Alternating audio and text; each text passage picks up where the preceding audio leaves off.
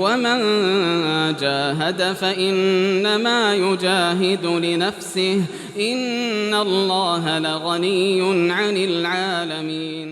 Kemudian yang ketiga, selesai sebab yang kedua ya. Kaidah yang kedua. Kaidah yang ketiga, kata beliau ayyashhadal abdu husnats thawab alladhi wa'adahu Allahu liman afa wa sabar. Kama qala ta'ala wa jazaa'u sayyi'atin sayyi'atun mithluha faman afa wa aslaha fa ajruhu 'ala Allah innahu la yuhibbudz zalimin. Yang ketiga adalah seorang hamba itu menyaksikan indahnya pahala yang dijanjikan oleh Allah bagi siapa yang memaafkan dan bersabar. Ini sudut lain ya, Masya Allah, dibuka oleh Syekh. Ya, kalau seorang itu kena musibah disebabkan karena gangguan manusia atau ada campur tangan manusia, jangan dia lihat kepada musibah itu saja, tapi dia pikir bahwa orang yang bersabar itu pahalanya besar kalau dia memaafkan. Itu yang dia cari. Kan begitu kan? Ya, kalau saya kasih barangkali analogi dunia lebih paham ya. Saya kasih begini analoginya. Ya.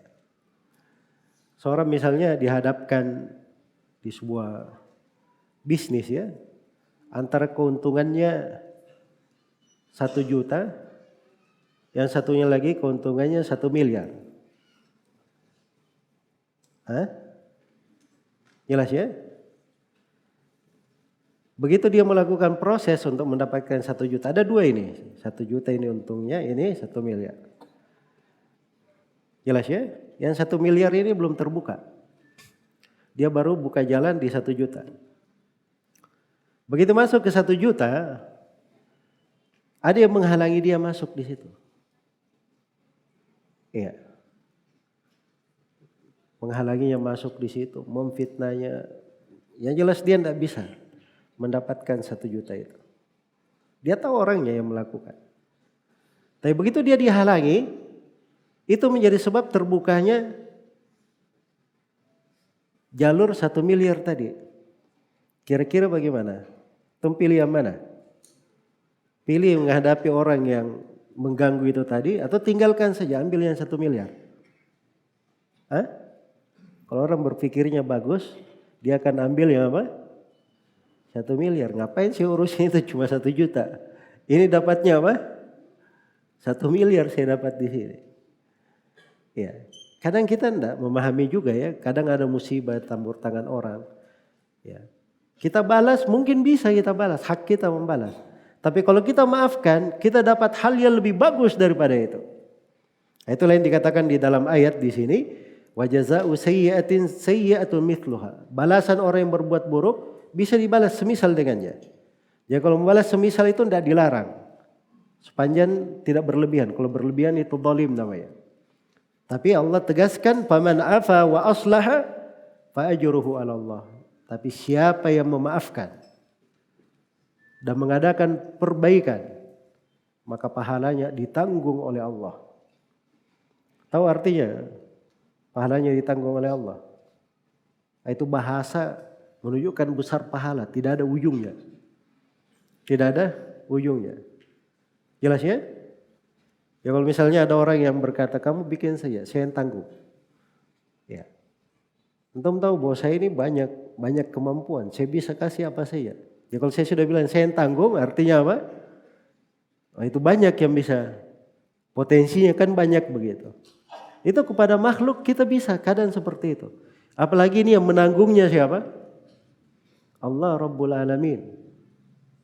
Iya. Itu pahalanya akan lebih besar. Diingatkan di akhir ayat innahu la yuhibbudz zalimin, sungguhnya Allah tidak mencintai orang yang zalim. Sebab kezaliman ini kalau dia membalas lebih daripada perbuatan yang dilakukan padanya, itu zalim namanya. Terus sudut yang lain akan diterangkan nanti oleh Syekh. Orang yang terbiasa tiap kali zalimi, oh ini saya balas. Tiap kali zalimi, oh saya balas. Tiap kali zalimi saya balas. Nah, itu nanti hatinya itu jadi muncul orang yang gemar membalas manusia. Akhirnya bisa-bisa dia jatuh di dalam kezaliman. Maka ditutup, diingatkan bahwa Allah tidak menyenangi orang yang zalim. Hati-hati itu. Baik. Kemudian kata beliau, walamma kana an-nasu inda muqabalatil adha thalathatu aqsamin. Zalimun ya'khudhu fawqa haqqihi, muqtasidun ya'khudhu biqadri haqqihi, muhsinun ya'fu wa yatruku haqqahu. Dzakara al-aqsam ats-tsalatsata fi hadhihi al-ayah, fa awwaluha lil muqtasidin wa wasatuha lis-sabiqin wa akhiruha lidh-dhalimin. Ya. Diketahui bahwa manusia itu ketika dia dapat gangguan, maka manusia itu terbagi 3. Jadi sekarang kita dapat gangguan. Ketika mendapatkan gangguan itu manusia ada 3 golongan. Ada 3 golongan. Golongan yang pertama zalim. Kenapa? Karena dia membalas lebih daripada haknya. Lebih daripada haknya. Dia didorong misalnya. Orang yang melakukannya kan zalim, mendorong dia kan. Harusnya kalau dia balas, dia dorong saja orang. Ini sudah dia dorong, dia tendang pula. Itu zalim namanya. Jelas ya, sebab dia mengambil sesuatu lebih daripada apa? Lebih daripada haknya. Iya. Kambingnya misalnya ditabrak orang, mati 1. Akhirnya dia minta ganti 2. Itu zalim namanya. Orang cuma 1, dia minta 2. Itu mengambil lebih dari haknya. Yang kedua muqtasid. Muqtasid itu cuma mengambil haknya saja. Muqtasid cuma haknya saja diambil. Yang ketiga muhsin. Orang yang berbuat baik ini, muhsin yang bagus. Ya'fu wa yatruku haqqahu. Dia memaafkan dan haknya dia tinggalkan saja. Iya. Tadi dia nabrak, kambingnya ditabrak.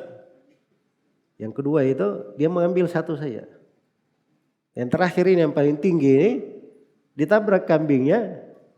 Ya sudah, saya maafkan saya, tidak apa-apa. Dia tinggalkan haknya.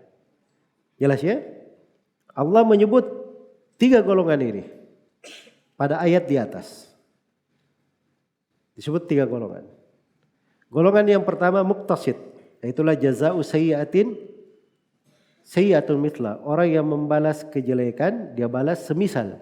Itu pertengahan namanya. Golongan yang kedua tadi di dalam ayat, faman afa wa aslaha fajruhu 'ala Allah, itu yang paling tingginya karena dia memaafkan. Yang terakhir wa akhiruha lidh-dhalimin. Yang akhirnya adalah orang yang zalim. Karena memang umat Islam ini pada amalan mereka di dalam mengamalkan Al-Qur'an, itu Allah sebutkan memang umat Islam ini terbagi 3. Jadi itu kaidahnya. Sisa kita lihat di mana kita berada dari 3 golongan ini. Iya. Tsumma awrathna al-kitaba alladziina istafaina min ibadina faminhum zalimun li nafsihi wa minhum muqtasid wa minhum sabiqun bil khairati biidznillah. Kemudian kami wariskan kitab itu kepada siapa yang kami pilih dari hamba-hamba kami. Inilah kita umat Islam ini. Dipilih oleh Allah. Diberi Al-Quran. Turun kepada kita syariat. Tapi ternyata kita ini ada 3 golongan. Di antara mereka ada yang menzalimi dirinya. Di antara mereka ada yang pertengahan. Dan di antara mereka ada yang bersegera kepada kebaikan. Jadi 3 golongan. Yang menzalimi diri itu adalah orang yang kurang di dalam kewajiban. Ada kewajiban tapi dia tidak lakukan. Atau ada hal yang diharamkan harusnya dia tinggalkan tapi ini malah dia kerjakan. Ini zalim terhadap dirinya. Ya, itu bentuknya banyak ya. Di antaranya misalnya kalau tadi kita dizalimi, ya. Dia ditabrak kambingnya 1, ngambilnya 2. Itu kan berlaku zalim namanya. Mengambil hak manusia tanpa hak itu namanya dia sudah apa? Berbuat hal yang diharamkan. Itu zalim. Jelas ya? Yang pertengahan itu dia tunaikan kewajibannya. Dia tunaikan kewajibannya. Hal yang dia haramkan dia tinggalkan. Dia tidak berbuat hal yang diharamkan. Tapi kurangnya dia apa? Kurangnya sunnah-sunnahnya dia tidak lakukan. Dia cuma ambil yang wajib-wajib saja. Ada sunnah dia tidak kerjakan. Ada yang makruh dia kerjakan. Haram saja yang dia tinggalkan. Tapi makruh masih main di seputar makruh dia. Ini muktasid namanya. Pertengahan. Ini seperti tadi, tabrak kambingnya diambil satu. Dia tidak keluar dari batasan. Tidak ada hal makruh dia lakukan. Tidak melanggar. Dia cuma mengambil hak dia saja. Ini muktasid namanya, pertengahan. Jelas ya? Baik. Golongan yang ketiga ini yang paling tingginya dari golongan umat Islam. Sabiqun bil khairat. Bersegera dengan kebaikan. Yang wajibnya dia kerjakan. Yang sunnahnya juga dia kerjakan. Yang haramnya dia tinggalkan. Yang makruhnya juga dia tinggalkan. Bahkan sebagian yang mubah. Sebagian mubah. Dia tinggalkan karena karena khawatir menjatuhkannya ke dalam hal yang haram. Misalnya mubah. Ya. Dia punya harta. Dia boleh beli pakaian mahal-mahal, boleh. Tapi sengaja dia tinggalkan. Saya beli yang biasa-biasa saja. Karena pakaian cuman apa yang dipakai saja. Kan begitu. Itu boleh untuk sebagian orang. Jelas ya? Maka dia tinggalkan sebagian mubah karena khawatir. Nanti kalau dia gitu-gitu terus, lama-lama dia bisa boros. Bisa berlebihan. Akhirnya masuk ke dalam hal yang makruh. Lama-lama akhirnya sombong. Akhirnya masuk dalam hal yang diharamkan. Itu masalahnya yang mubah itu. Kalau sabiqun itu dia sudah mikir itu. Yang mubah jangan sampai menjatuhkannya ke dalam makruh. Makruh nanti menjatuhkannya kemana? Ke dalam hal yang diharamkan. Jelas ya? Tapi itu memang standar umumnya seperti itu. Ya kalau dalam rincian syariat kan banyak rinciannya. Tapi jangan saja ada yang berkata, oh enggak boleh pakai bagus-bagus. Wah ini bukan sabiqun bil khairat ini. Muktasid saja. Ya, dari mana menilainya? Nabi juga pakai baju bagus-bagus. Nabi itu diberikan oleh Umar hulla. Hulla itu pakaian lembut dari Yaman. Bukan dari Medina lagi dibelikannya, dari Yaman. Dipakai oleh Nabi untuk menyambut tamu. Jangan bilang Nabi itu tidak zuhud. Itu memang penting ya, kepala negara, seorang Nabi, kalau ada tamu apalagi ini dia pakaian biasa misalnya atau pakai ini. Orang-orang yang sebagian belum masuk Islam, kadang merasa tidak dihormati, tidak dihargai. Mungkin dia tidak jadi masuk Islam. Tapi kalau dia disambut sebagaimana layaknya, itu penghormatan untuk dia mungkin menjadi sebab dia masuk ke dalam Islam. Itu hal-hal yang seperti itu ada makna-makna itu di dalam agama. Jelas ya? Karena itu Imam Malik rahimahullah kalau beliau duduk mengajar itu pakaiannya bagus sekali Imam Malik. Beliau pakai minyak rambut. Iya. Sebab yang beliau yakini beliau pakaian bagus itu bukan untuk dirinya, tapi untuk ilmu yang dia sandang. Supaya orang lihat bahwa ini orang-orang yang berilmu kayak begini modelnya. Ini ilmu. Jelas ya? Baik itu ada hal-hal dalam rincian. Jadi maksudnya di sini manusia itu 3. Kadang dia zalim, kadang dia muktasid, kadang dia apa? Sabiqun bil khairat, bersegera. Ya. Makanya kalau ada seseorang itu kena musibah lantaran gangguan manusia atau karena campur tangan orang, ya ini tiga tingkatan. Dia ambil yang paling tingginya supaya sabiqun fil khairat. Itu kan yang paling bagusnya ya.